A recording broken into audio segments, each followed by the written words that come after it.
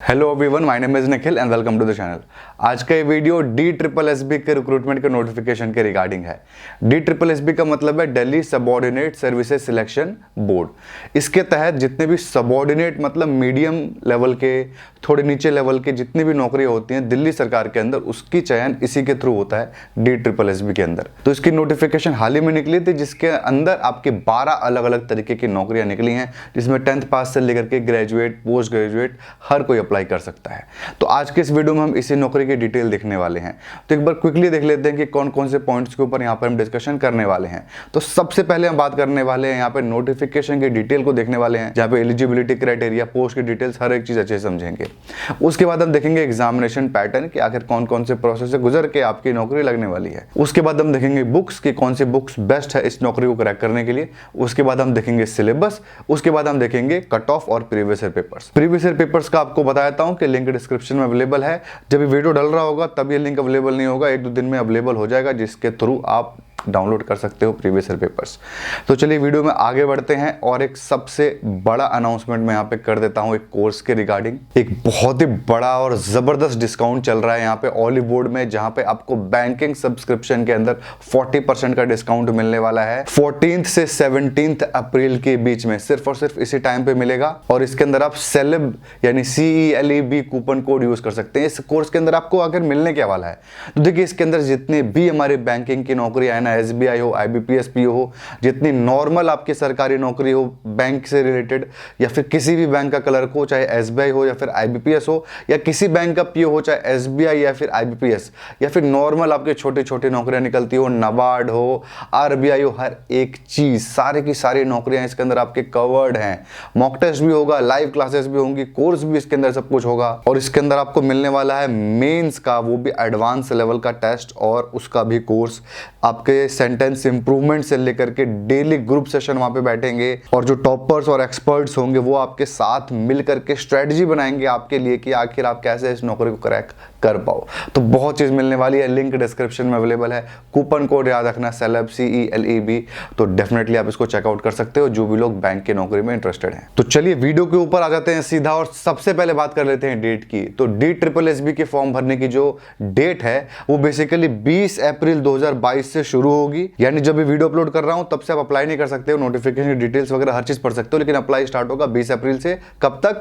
9 मई 2022 तक। तो योगी डेट की बात। अब हम आ जाते हैं एप्लीकेशन फीस के ऊपर। फीस की बात करें तो जितने भी जनरल, OBC और EWS के मेल कैंडिडेट्स हैं इनके लिए 100 रुपए एप्लीकेशन फीस है और बाकी सभी के लिए फॉर्म फ्री है।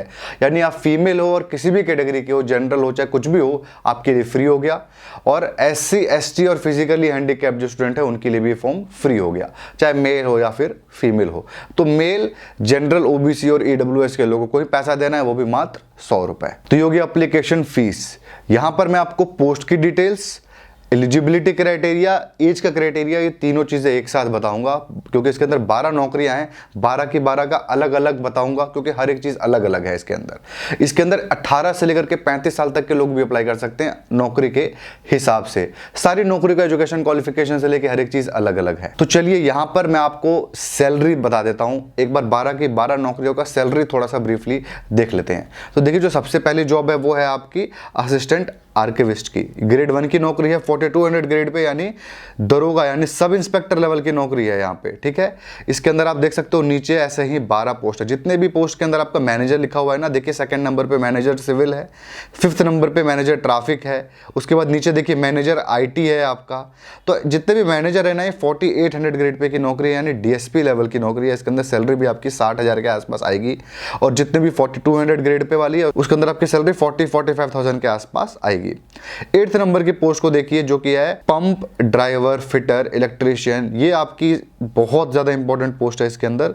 इसके अंदर आपके 2000 ग्रेड पे है और सबसे कम सैलरी इसी के अंदर है, जिसके अंदर आपकी सैलरी लगा के चलिए 25 से 30,000 के बीच में आएगी। और ये आपके कांस्टेबल रैंक से एक लेवल ऊपर की नौकरी है, या फिर मोटा मोटी कांस्टेबल लेवल की यहाँ पे नौकरी, इसको समझ के चलिए। तो कांस्टेबल से लेकर DSP हर तरीके की नौकरी के रिक्रूटमेंट आपके इस नोटिफिकेशन के अंदर है। तो चलिए अब एक एक करके पोस्ट की डिटेल्स, एज और एलिजिबिलिटी तीनों को देखना शुरू करते हैं।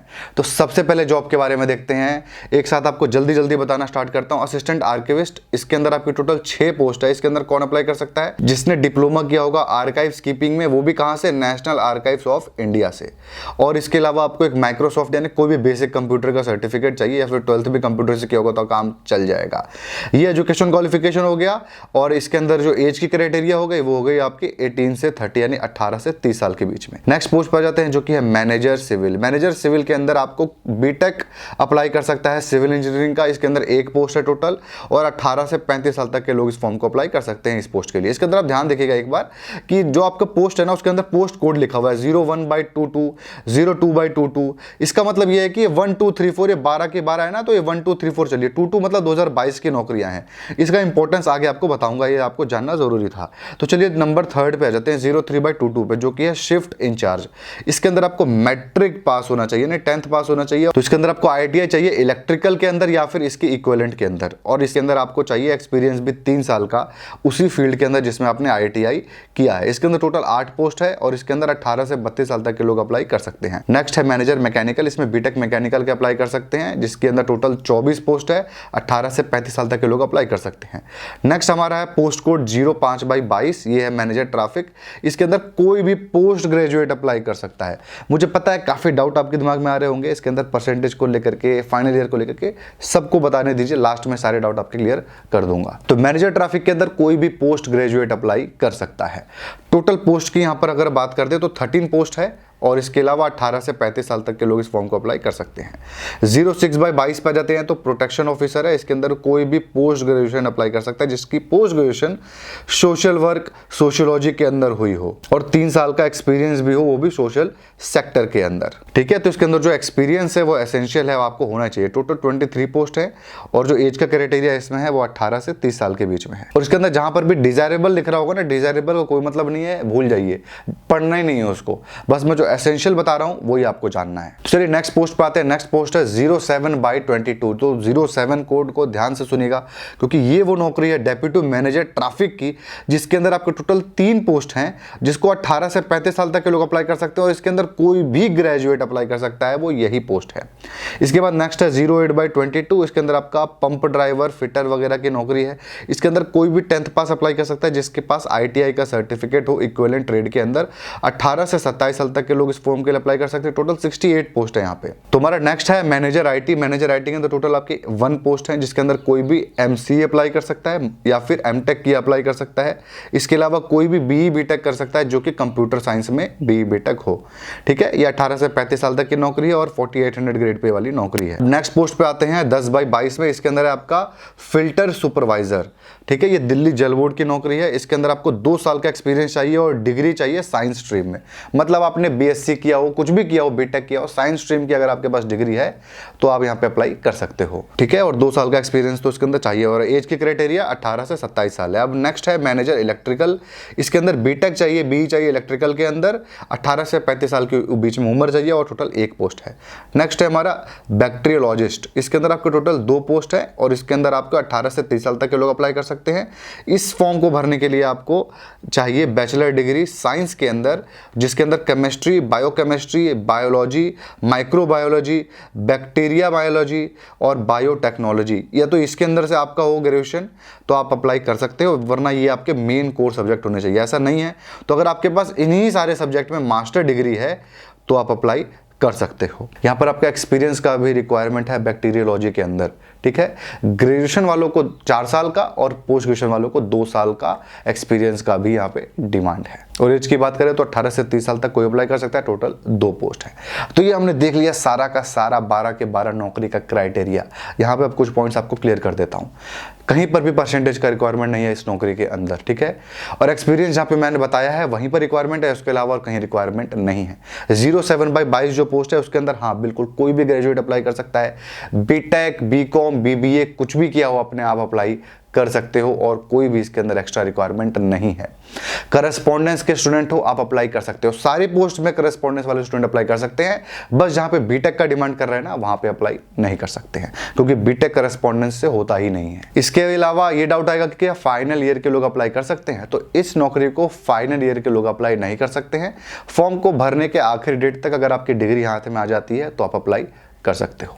इसके अलावा और कोई भी यहाँ पे रिक्वायरमेंट नहीं है। आप इस देश में कहीं के भी नागरिक को आप चाहो तो अप्लाई कर सकते हो। एक दो पॉइंट और क्लियर कर दो, एग्जामिनेशन सेंटर कहाँ पड़ेगा? इस नौकरी को जो भी लोग फॉर्म भरे, कहीं से भी भरे, पूरे देश में कहीं से भी अप्लाई कर सकते हो, लेकिन एग्जाम देने आपको दिल्ली आना पड़ेगा, क्योंकि एग्जामिनेशन सेंटर इसका सिर्फ और सिर्फ दिल्ली में ही होने वाला है और नौकरी भी आपकी दिल्ली में ही होने वाली है। तो ये किसी किसी के लिए अच्छी बात भी है और किसी किसी के लिए बुरी बात भी है, इस चीज को आप नोट करके रखें। और इसके अंदर जितनी भी 4800 ग्रेड पे की नौकरी यानी 4800 ग्रेड पे वाली है, वो सारी की सारी टॉप नॉच नौकरियां हैं। अगर आप उसके लिए एलिजिबल होगे तो उसी को अप्लाई कर देना, वरना आप पोस्ट को देख करके अप्लाई करना जिसके अंदर ज्यादा सीट्स हो। तो ये हमने देख ली नोटिफिकेशन की सारी डिटेल्स। अब हम आ जाते हैं एग्जामिनेशन पैटर्न पे, आखिर कौन कौन से प्रोसेस से गुजर के आपकी नौकरी लगने वाली है।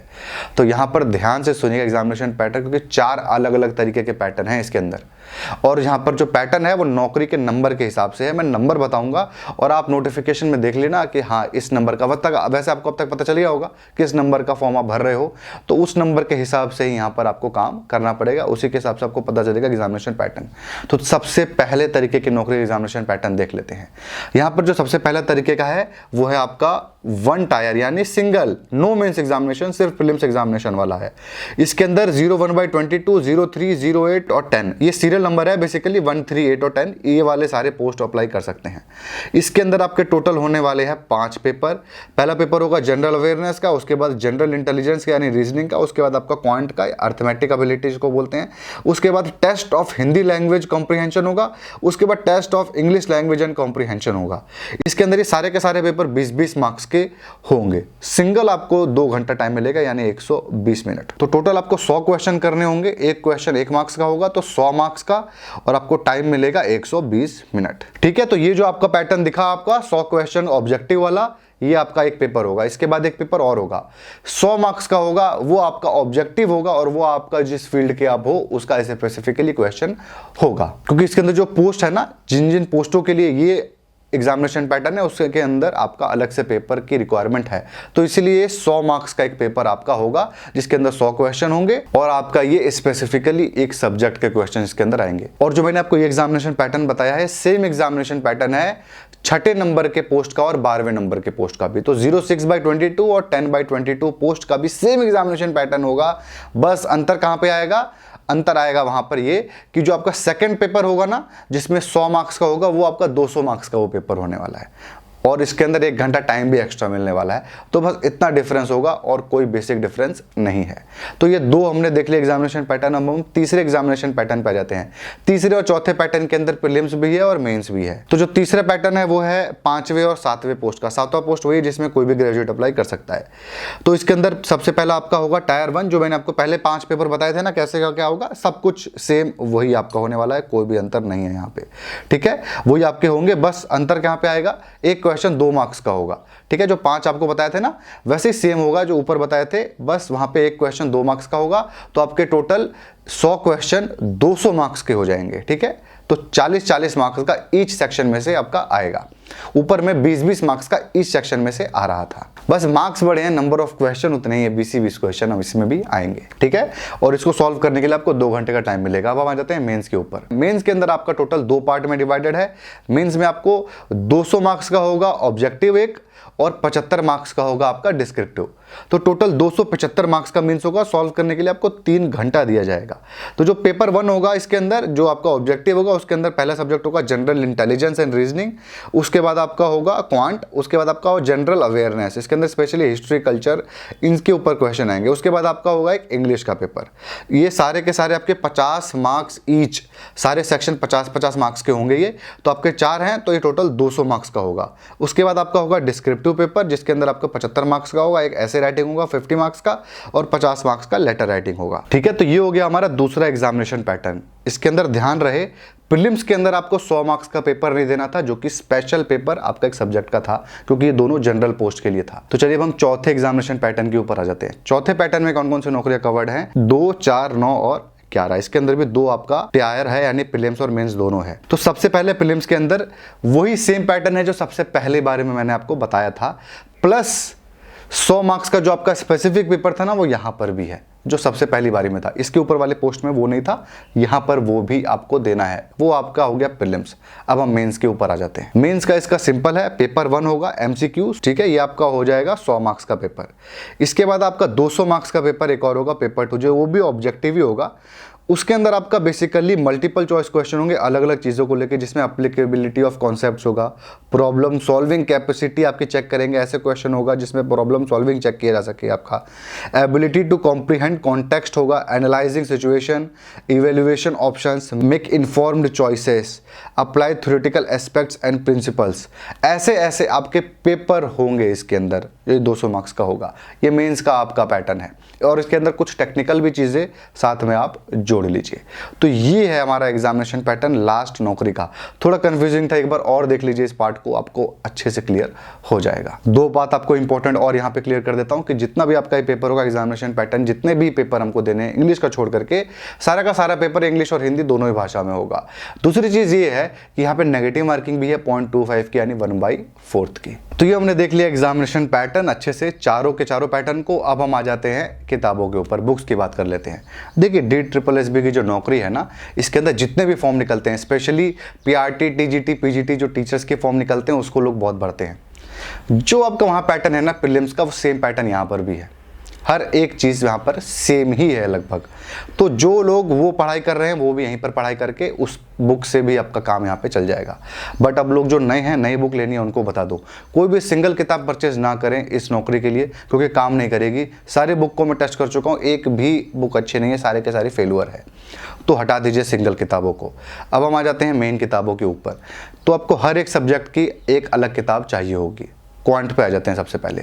क्वांट के अंदर फास्ट ट्रैक अर्थमेटिक परचेस कर लीजिए, राजेश वर्मा की, अरिहंत पब्लिकेशन की, आंख बंद करके, कोई डाउट ही मत रखिएगा। इस नौकरी का हर एक चीज़ उसके अंदर कवर्ड है। सेकंड बुक के ऊपर आ जाते हैं, जो कि है हमारी रीजनिंग की। रीजनिंग की यहाँ पे वर्बल और नॉन वर्बल रीजनिंग दोनों ही आपको पढ़नी पड़ेगी, क्योंकि दोनों का बहुत ज़्यादा इंपॉर्टेंट रोल प्ले होता है मेंस और प्रीलिम्स दोनों में ही।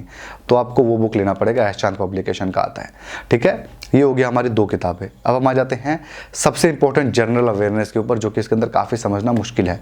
तो यहाँ पर जो ब्रह्मास्त्र किताब है जनरल अवेयरनेस के लिए, वो है आपको लूसेंट की किताब। आप परचेस कर लीजिए, आंख बंद करके परचेस करिए, बहुत अच्छी किताब है इस नौकरी के लिए। वो एक किताब हो गई। उसके बाद आप करंट अफेयर्स की किताब परचेस कर लीजिएगा।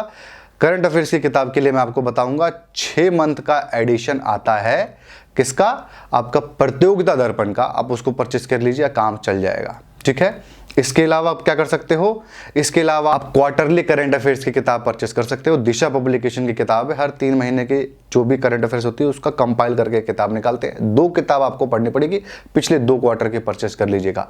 अच्छा, जितने भी किताबें बता रहा हूँ ना, सबके लिंक डिस्क्रिप्शन में अवेलेबल है, आप चाहो तो इन किताबों को चेकआउट कर सकते हो। अब ये हो गया 2 चीज़। तीसरी चीज़ बहुत ज़रूरी है, जो कि योजना मैगजीन पढ़ना है। योजना मैगजीन मैं आपको टेलीग्राम में अपना डाल चुका हूँ चैनल पे। टेलीग्राम पे जाइए, नो और निखिल सर्च करिए, मेरा चैनल दिख जाएगा आपको। वहाँ पर नहीं मिलेगा तो भी मैं लिंक आपको डिस्क्रिप्शन में दे चुका हूँ। आप मेरे टेलीग्राम का जाके चैनल खोलिए, वहाँ से फ्री में योजना की मैगजीन डाउनलोड कर लिए। मैं पूरे 10 महीने के यहाँ पे मैगजीन अपलोड कर चुका हूँ, ठीक है। तो अब हम आ जाते हैं इंग्लिश के ऊपर। इंग्लिश की बात करें तो जो यहाँ पे बेस्ट बुक होगी वो होगी एसेंशियल इंग्लिश की किताब है, दिशा पब्लिकेशन की। काफ़ी अच्छी किताब है, आप चाहो तो परचेस कर सकते हो। सारी की सारी नौकरी की तैयारी उससे आपकी हो जाएगी। बट अगर आपका इंग्लिश खत्म है, वीक है, भाई आता ही नहीं है कुछ, तो लूसेंट की इंग्लिश परचेस कर लीजिए। उसके अंदर जो इंग्लिश भी हिंदी में समझाया गया है। तो ये हो गई सारी की सारी बात किताबों की। इसके अलावा और कोई किताब आपको लेने की ज़रूरत नहीं है।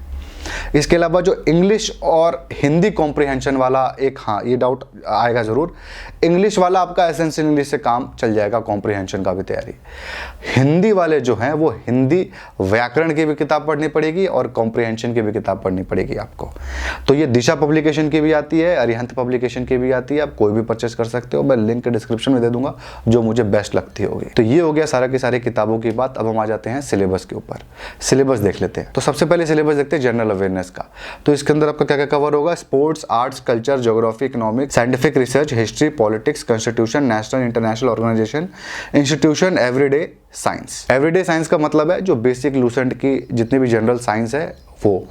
तो अब हम आ जाते हैं नेक्स्ट टॉपिक के ऊपर। नेक्स्ट है हमारा रीजनिंग। रीजनिंग के अंदर जो मेन टॉपिक है वो है decision making, visual memory, discrimination, observation, relationship, concepts, analogy, similarities, differences, space visualization, arithmetical reasoning, problem solving, analysis, judgement, arithmetical number, series, verbs and figure classification. ये हो गया रीजनिंग। अब आ जाते हैं क्वांट के ऊपर। क्वांट की बात करें तो पहला टॉपिक है नंबर सिस्टम, उसके बाद LCM, LCF, ratio and proportion, percentage, average, profit and loss, discount, decimals, data interpretation, simplification, fraction, mensuration, time and work, time and distance, tables, graph, simple and compound interest. तो अब next आ जाते हैं English और Hindi comprehension वाली topic का syllabus. तो इसके अंदर क्या आने वाला है, इसके अंदर आपका आएगा understanding the comprehension of English and Hindi.